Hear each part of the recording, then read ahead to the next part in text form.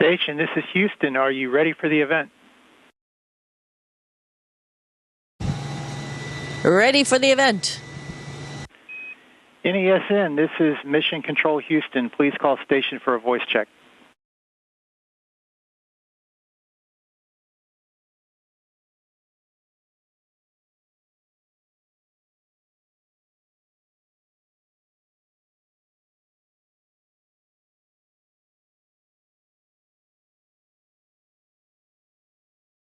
That's why.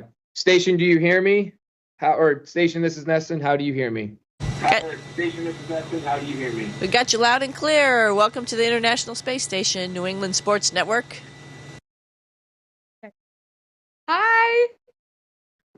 This is so cool. I'm Bella. Nice to meet you. So cool. Thank you so much for your time and for being here with me. I'm just gonna ask you a few questions today. So, yeah. So you're from Boston. Bella, so welcome cool. to the International Space Station. Thank you. So you're from Boston, and I know it's been a while since you've been here on Earth, but Neston's got you with the most recent Boston sports updates. So Jeremy Swayman signed an 8-year contract. Willier Abreu won his first gold glove and was the first Red Sox rookie to do so since Fred Lynn in 1975. Jarren Duran had a real breakout year and played his first All-Star game, as well as being nominated for a Silver Slugger Award. And yeah, so we know that you're originally from Mass, and watching games as a Boston sports fan is an experience in itself. And I know a lot has changed for you up in space, but I'm wondering what's the difference, and what have you missed from seeing sports at a game in person rather than just like hearing them on the internet? Have you missed anything, or is it pretty much the same?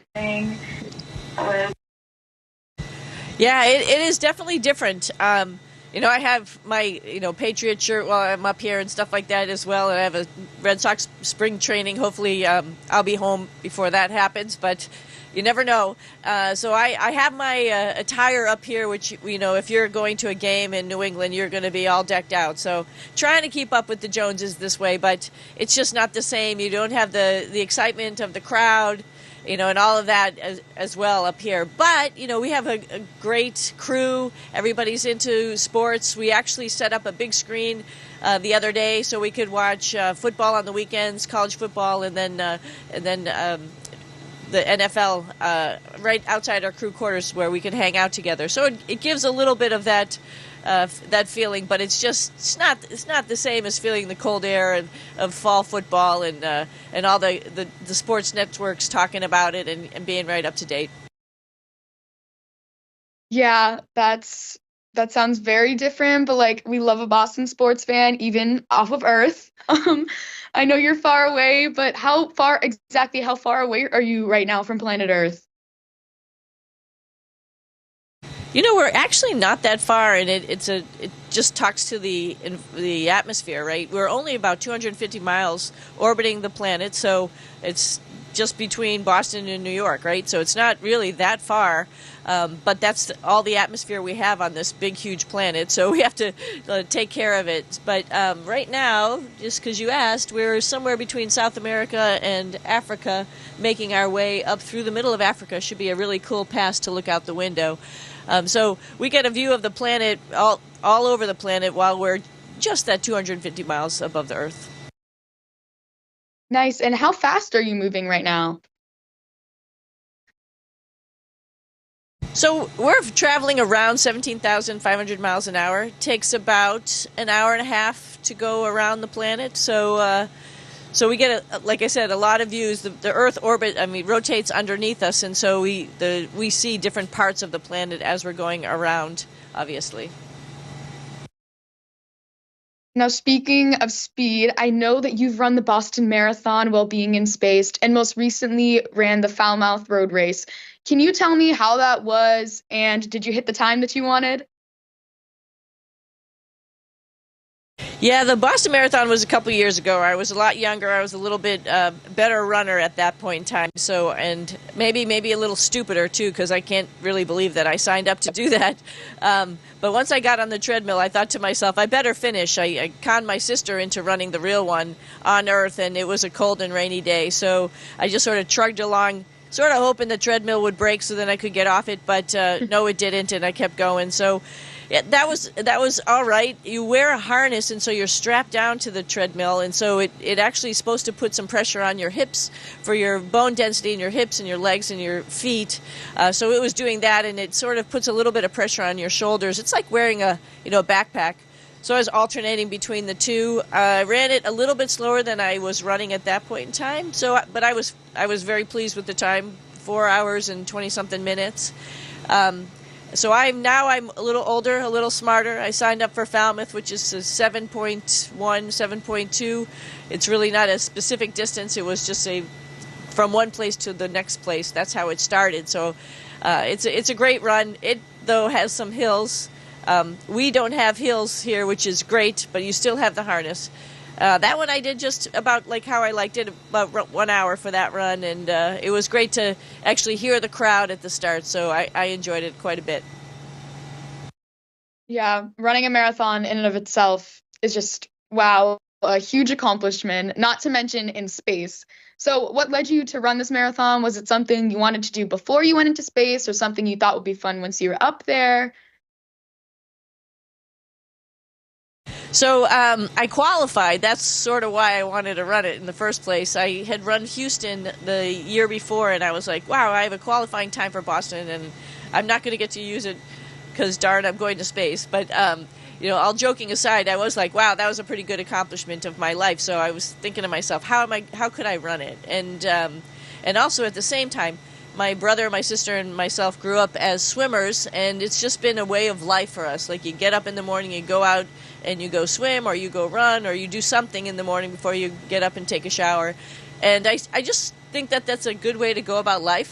I know that I'm an astronaut, one, because I was healthy, and part of the astronaut interview process is making sure you're healthy and your body can take this trip to space and be up here and then that return to Earth. And I was thinking about it and just wanted to sort of reiterate that to kids, that this is a good way to, live your life, making sure athletics and sports are always a part of it. So I wanted to just highlight that, as well as run my qualifying time, because it's a big honor to run the Boston Marathon. Yeah, I couldn't agree more. And have you lost any weight while training for the Falmouth Road Race? Does being up in space affect how your overall health has been or changed while being in space? Oh, there's a lot of changes that go on up here, but I'm, it's funny. I think there's some rumors around outside there that I'm losing weight and stuff. No, I'm actually right at the same amount. We go weigh ourselves. We have a spring mass dampener that weighs ourselves, and I'm the same weight that I was when I got up here. I think things shift around quite a bit. You've probably heard of a fluid shift where folks in space, their heads look a little bit bigger because the fluid evens out along the body. But now, Butch and I have been up here for a number of months. We've been on the workout gear. We've got a bike, we got a treadmill, and we got weightlifting equipment. And I could definitely tell that weightlifting, which is not something I do all the time, has definitely changed me. My thighs are a little bit bigger. My butt is a little bit bigger. We do a lot of squats. And just to go back to the treadmill, why? It's because we're working on our bone density in our hips and in our feet. So I think my body has changed a little bit, but I weigh the same. Nice. And keeping our bodies healthy here on Earth and space is so important. And part of that is nutrition and food. Now, I know that maybe is there any differences between the food you eat in space versus on Earth, or any rules that you can bring up there? It's interesting you bring that up. I was just talking to my mom and her friends, and I was showing them the galley, which is behind us, and showing them some of the food. Some of my favorites that we have up here, this one dish, Turkish fish stew, which is really good. It has good fish in it, and it's olives and other things like that, and rice to go along with it. And they were all looking at me. They're like, that doesn't look so good. It comes in a packet, that's already pre-made, and so all we really have to do is heat it up. We don't have to really cook. or stuff is rehydrated and we just hydrate it and then heat it up. That's what I did for the rice. So it has a little bit of a funny look to it. Most of the foods are sort of moist because you don't want stuff to be like flaky and go all over in the air, you know, in your hair, in your sleeping bag, and all that kind of stuff. So it has a little bit of a moist look to it. So maybe it doesn't look as wonderful as you know, going to a restaurant, but it's really tasty. Our food lab does a great job giving us not only food that tastes good, but is also really nutritionally balanced. And over a course of about, you know, a week, we change out, we get another menu. And more recently, we have a spacecraft that just came up here, and it brought all sorts of treats for us. I like those bullseye candies, and my family sent me up a bunch of those, so that was pretty nice. I love those candies too. Those are my favorites. Is there any activities you're currently working on? Any that relate to STEM, spacewalks, station fixes, anything like that? Oh gosh, with the spacecraft that came up, not only did it deliver candy and other good stuff like that, but it also tons of experiments. Since it came here, we've been working on all sorts of things. I was in the glove box the other day doing some stem cell research. They're doing this whole morning. We're doing some other research inside the glove box. So it's one experiment after another. There's ones with plant growth, which is really quite interesting if we're going to go somewhere else beside for the International Space Station. It's packed every single moment. It seems like somebody's flying around doing some type of task. Yeah. So that was Nick who just flew by there. Yeah. And you know, we live here. We're our own IT guys. We're our own maintenance guys. So I was working on a piece of equipment earlier today because if something breaks, we've got to fix it. So every day there's all sorts of actions. It's never seemingly repetitive. It's always fun, never boring. You mentioned spacewalks. We are looking at possibly doing some spacewalks in January, so we'll start to prepare for those after this spacecraft with all this experiments and goods leaves. So sometime in December we'll prepare, and then hopefully we'll do some in January. Yeah, wow, that is just so cool. Hard to comprehend, actually. But my last question for you is, I'm a girl who's very interested in STEM and maybe having a future with it one day. I love learning about it at school, and I know that STEM is a field that's prominently dominated by men. Is there any advice you have for girls wanting to go into that field, wanting to become an astronaut, anything like that, or any challenges you faced when you first started?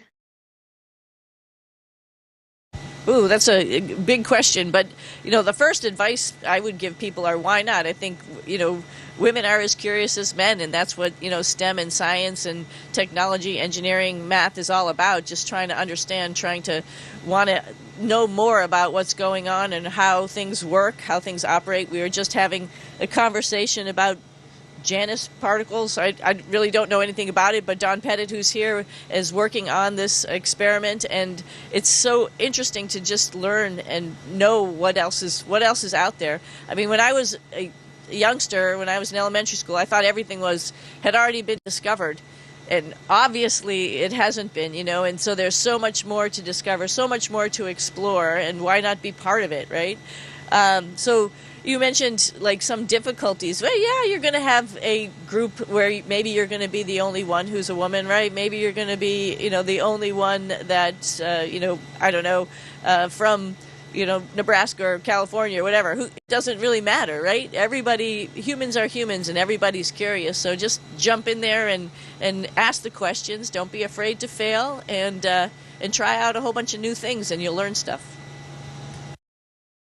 Thank you so much for that piece of advice. And thank you so much for your time today and for talking to me, and for being on Ness and Clubhouse. This has been so awesome. And I hope to see you here on Earth soon. Oh, a flying football. All right. When I get back, we'll definitely be going to some games for sure. Yeah. Go New England Sports Network. Woohoo! Yeah. Station, this is Houston ACR. That concludes the event. Thank you.